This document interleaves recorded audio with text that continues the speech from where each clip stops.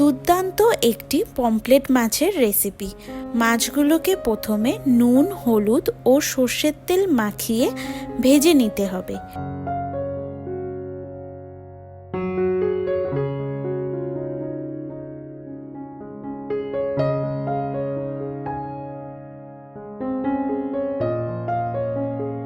একটা ছোট টমেটোকে পেস্ট করে নিতে হবে।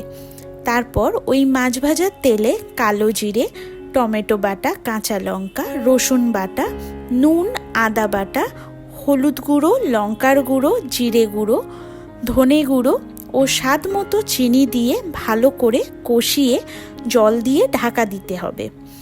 তারপর জলটা ফুটে উঠলে মাছগুলোকে একে একে দিয়ে আবারও ফুটিয়ে নিতে হবে। উপর থেকে কাঁচা লঙ্কা দিয়ে নামিয়ে নিলেই তৈরি হয়ে যাবে দারুণ স্বাদের পমফ্রেট মাছের টমেটো কারি।